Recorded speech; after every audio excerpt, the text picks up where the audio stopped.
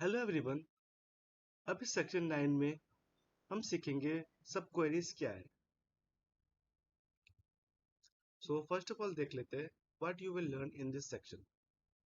सो सबसे पहले मैं आपको बताऊंगा सब क्वेरीज क्या है, इसका डेफिनेशन और इसके डिफरेंट टाइप्स। फिर इसके टाइप्स में आते हैं नॉन कोरिलेटेड सब क्वेरीज एंड देन कोरिलेटेड सब क्वेरीज। ओके, तो फर्स्ट ऑफ ऑल देख लेते हैं व्हाट सब क्वेरीज आर। तो इसका डेफिनेशन मैंने यहाँ लिखा है, subqueries are queries nested within other queries. It means कि सब क्वेरीज वो क्वेरीज होता है जो कि हम किसी और क्वेरीज के अंदर लिखते हैं। तो यहाँ पे मैंने डायग्राम में शो किया है, ये मेरे एक आउटर क्वेरी है जिसमें मैंने लिखा है select name area from countries. Okay, where country ID in, फिर जिसके अंदर मैंने एक और सिलेक्ट क्वेरी लिख दिया है। ओके, सो यहाँ पे भी एक आउटर क्वेरी है और इसके अंदर एक इनर क्वेरी है। जो इनर क्वेरी है इसको हम कहते हैं सब क्वेरी। सो जैसे कंट्री आईडी हम लिखते हैं, इनमें मल्टीपल कंट्रीज कंट्री आईडी लिखते हैं, तो हमने उसी चीज को सिलेक्ट में लिख दिया है। ओके, मींस एक क्वेरी के अंदर एक और क्वेरी लिखना, इसे कहते हैं सब क्वेरीज। सो सब क्वेरी को हम कहाँ कहाँ यूज कर सकते हैं? तो subquery can be use to select, update and delete queries. Okay, जैसे यहाँ पे मैंने सिलेक्ट, यहाँ पे वेयर में मैंने यूज किया है। इस क्वेरी को हम मल्टीपल जगह पे यूज कर सकते हैं, जैसे कि सिलेक्ट अपडेट डिलीट।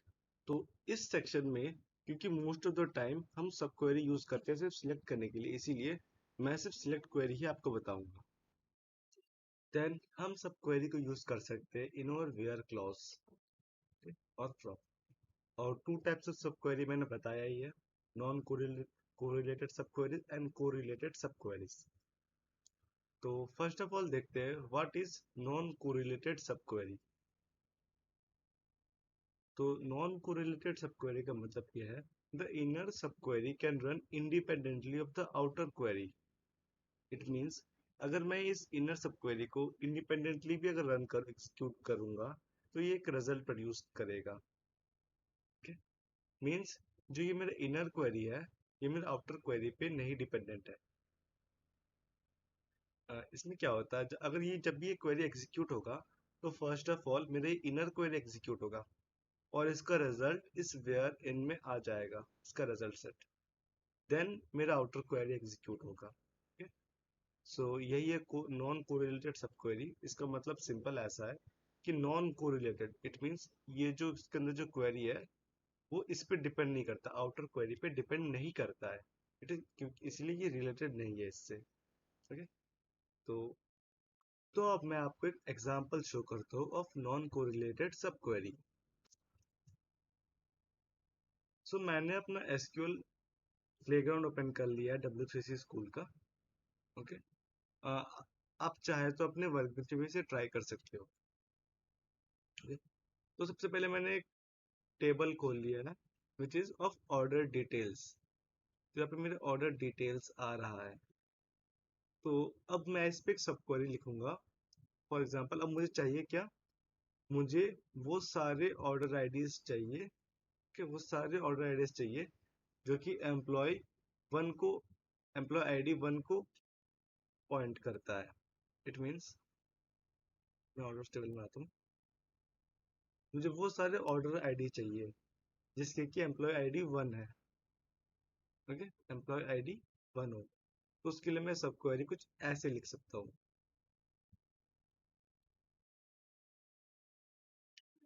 कि मैंने डिटेल्स खोल लिया, from where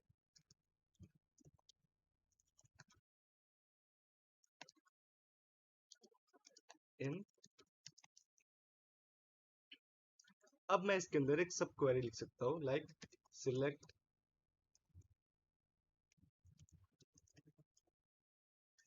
order ID from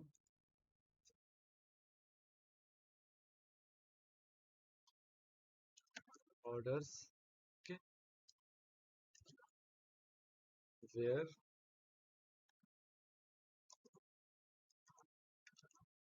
id is equals to 1। Okay, तो मैंने अपना एक इस आउटर क्वेरी के अंदर मैंने एक और इनर क्वेरी लिख दिया है, और इस इनर क्वेरी को हम नॉन कोरिलेटेड सब क्वेरी इसलिए लिखते हैं क्योंकि मैं चाहे तो इस क्वेरी को इंडिपेंडेंटली एग्जीक्यूट कर सकता हूँ और इसका मुझे रिजल्ट सेट प्रोड्यूस होगा। ठीक है, सो इसीलिए हम इसे कहते हैं नॉन, इट मीन्स ये जो क्वेरी है, ये क्वेरी इस पे डिपेंड नहीं करता है, इस outer inner query outer query पे डिपेंड नहीं करता है, इसलिए यह है नॉन कोरिलेटेड सब क्वेरीज। अगर मैं इसे एग्जीक्यूट करूँ तो इसने मुझे सिर्फ वही ऑर्डर आईडी आए जिसका कि एम्प्लॉय आईडी 1 है। ओके, तो अब मैं इसको एक बार दिखाता हूँ कि ये काम कैसे करता है। तो जैसे ही एसक्यूएल में ये हमने ये स्टेटमेंट लिखा, तो सबसे पहले हमारा इनर क्वेरी एग्जीक्यूट होता है, कि ये इनर क्वेरी एग्जीक्यूट होता है। तो अगर मैं एग्जीक्यूट करके दिखाऊँ तो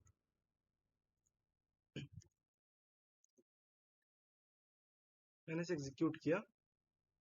ठीक है, तो कुछ इस टाइप का रिजल्ट आ गया। ठीक है, तो इस क्वेरी ने मुझे ये जो ये क्वेरी है इसने मुझे ये रिजल्ट सेट प्रोड्यूस किया है। तो जैसे ही रिजल्ट सेट प्रोड्यूस हुआ, तो ये इस क्वेरी के बदले एसक्यूएल में कुछ ऐसा आ जाएगा, 258 ये पहला वाला, फिर सेकंड 10 270, थर्ड 10 275, देन ऐसे करके ये जो जितने भी सारे डेटा है वो सारे यहाँ पे आ जाएंगे।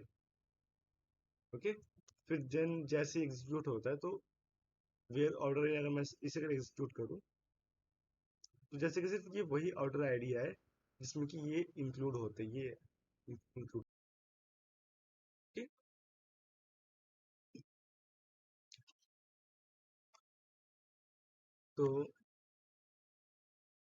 तो ये था हमारा correlate non correlated subquery in where clause. अब मैं आपको इसको फ्रॉम क्लॉज के अंदर यूज करके दिखाता हूँ।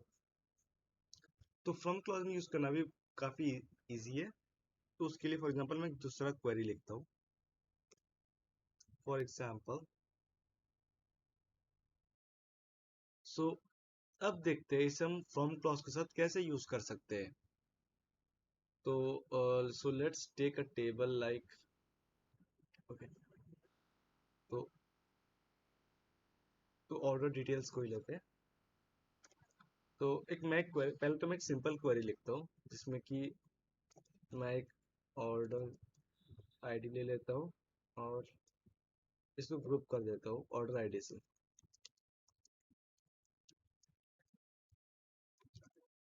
ऑर्डर आईडी से ग्रुप कर दिया, और क्या करता हूँ, सम कर देता हूँ क्वांटिटी को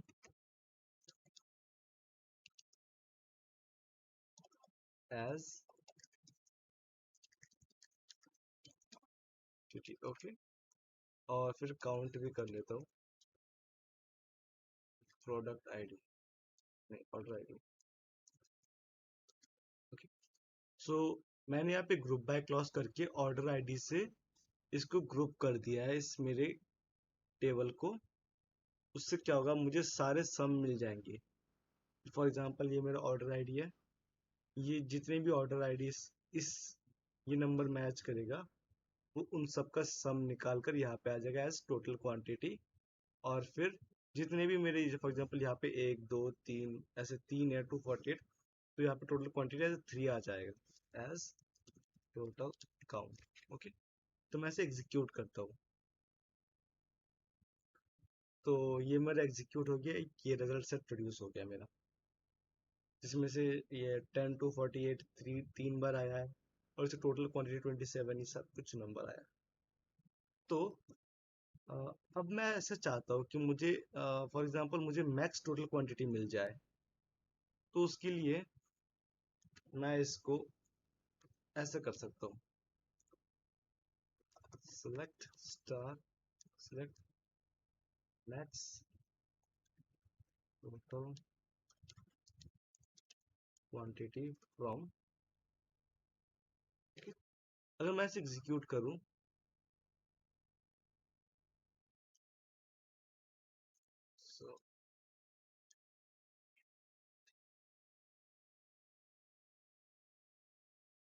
as tab tab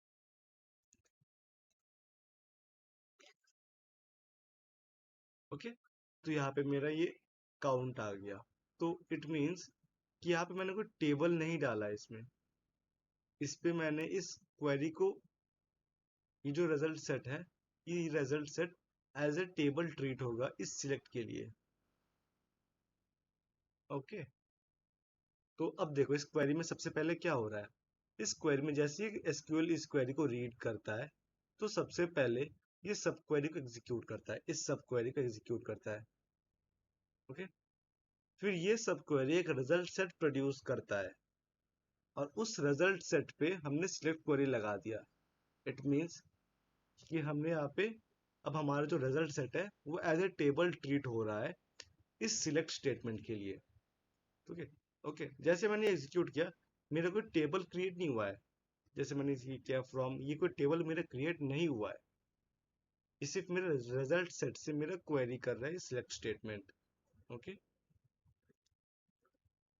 अब मैं यहाँ पे कुछ भी मैंने मैक्स कर दिया, अगर मैं यहाँ पे स्टार कर दूँ तो, स्टार कर दिया तो ये सिमिलर रिजल्ट प्रोड्यूस कर रहा है जैसे कि मेरा ये रिजल्ट, ये वाला क्वेरी प्रोड्यूस कर रहा है। ओके। अब जैसे कि मैं कुछ भी लाइक स्टार, तो अब मैं इसके बाहर वेयर क्लॉज भी यूज कर सकता हूँ। Where total count is greater than 3। मैं इसे एग्जीक्यूट करूँ तो सिर्फ वही रिजल्ट, वही मेरे को ऑर्डर आईडी आएंगे जिसके टोटल काउंट ग्रेटर देन 3 है। Okay. So this is how we use non correlated subquery in SQL. तो मैंने आपको वेयर क्लॉज कैसे यूज करते हैं वो बता दिया, और कैसे हम उसको उस रिजल्ट सेट को कैसे टेबल की तरह ट्रीट कर सकते हो वो भी बता दिया। ओके। सो अब हम नेक्स्ट देखते हैं कोरिलेटेड सब क्वेरी क्या है। तो कोरिलेटेड सब क्वेरी का डेफिनेशन ये है, the inner query can run independently of the outer query. Yes, जैसे कि नॉन कोरिलेटेड सब क्वेरी में था कि जो इनर क्वेरी है वो इंडिपेंडेंटली एग्जीक्यूट कर सकता है। तो बट कोरिलेटेड सब क्वेरी में ऐसा नहीं है। कोरिलेटेड सब क्वेरी में जो मेरा इनर क्वेरी है वो मेरे आउटर आउटर क्वेरी पे डिपेंड करता है। इट मीन्स फॉर एग्जांपल, यहाँ पे मैंने लिखा हुआ है सिलेक्ट स्टेटमेंट लिखा, okay, from table one outer, और इस आउटर क्वेरी के अंदर मैंने एक और इनर क्वेरी लिख दिया है इस कॉलम के साथ, select column from table two inner. इस टेबल टू को मैंने एक एलियास दे दिया inner, where inner dot call equals to outer dot call। It means ये जो outer dot call है ये इस टेबल के कॉलम को रेफर कर रहा है। इस टेबल की कॉलम को यहाँ पे मैंने रेफर कर दिया। ओके। तो the inner query runs for every row in the outer query. तो ये जो मेरा इनर क्वेरी है ये ईच रोज के लिए एग्जीक्यूट होगा। ये हर रो पे आएगा और उसको देखेगा कि क्या मेरा इनर डॉट कॉल मेरा जो आउटर जो इस टेबल की कॉलम से जो मैच कर रहा है कि नहीं कर रहा है। ओके। तो अब इसका एक एग्जांपल देखते हैं। सो ये मेरा ऑर्डर्स टेबल है। तो मैं इसमें क्या करता हूँ, ओके, तो मैं इसमें ऑर्डर आईडी ले लेता हूँ, कस्टमर आईडी भी ले लेता हूँ। देन मैं आप अपना एक कोरिलेटेड सब क्वेरी लिखूंगा विथ सिलेक्ट स्टेटमेंट। तो यहाँ पे मैं लिखता हूँ select star from order details. मैं अपने इस कलेक्शन पे आता हूँ details, okay, and where order detail dot order id equals to orders dot order id। Okay. तो अब मैं यहाँ पे क्या कर रहा हूँ, मेरा जो ऑर्डर आईडी है मैं इसको मैच करूँ अपने ऑर्डर्स डिटेल्स के सभी ऑर्डर आईडी से, और मैं उसको सिंपली काउंट निकालना चाहता हूँ, काउंट, काउंट ऑर्डर आईडी। मैं बस देखना चाहता हूँ कि ये ऑर्डर आईडी कितने सारे हैं मेरे ऑर्डर्स डिटेल टेबल पे। तो मैं इसमें लिखता हूँ एल्स काउंट ऑर्डर, ठीक है। तो जैसे मैं इसे एग्जीक्यूट करता हूँ, तो अब देखो क्या होता है। मैंने इसे एग्जीक्यूट किया, थोड़ा वेट करते हैं। ओके, तो ये इसका रिजल्ट आ गया यहाँ पे। तो ये ऑर्डर आईडी है, कस्टमर आईडी है, मेरा ऑर्डर काउंट ऑर्डर है, मीन्स मेरा जो ये है, ये मेरा एक कोरिलेटेड सब क्वेरी है। ओके, ये कोरिलेटेड क्यों है? क्योंकि मैं इसको इंडिपेंडेंटली एग्जीक्यूट नहीं कर सकता, बिकॉज ये जो ऑर्डर्स डॉट ऑर्डर आईडी है वो मेरे इस टेबल से आ रहा है, मीन्स ये मेरे बाहर से आ रहा है। ओके, इसीलिए मैं इसलिए ये जो क्वेरी है ये इस पे डिपेंडेंट है। ओके, अब मैं इसका सम भी चाहता हूँ निकाल सकता हूँ, सम। मेरे ऑर्डर्स डिटेल में क्वांटिटी का भी कॉलम है, मैं लिख देता हूँ।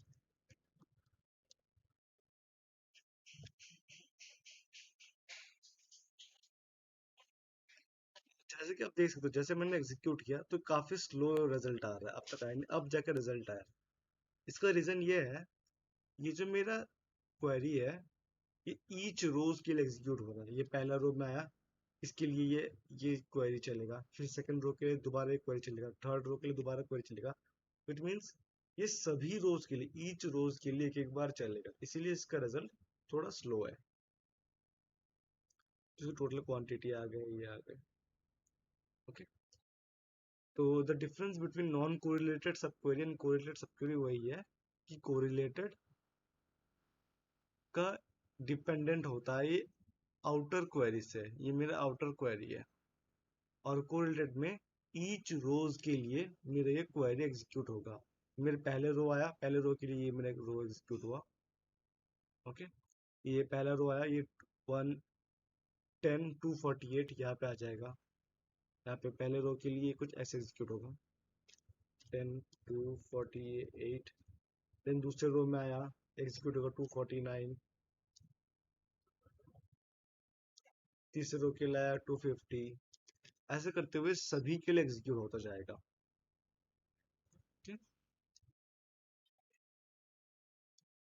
सो दिस वाज कोरिलेटेड सब क्वेरी।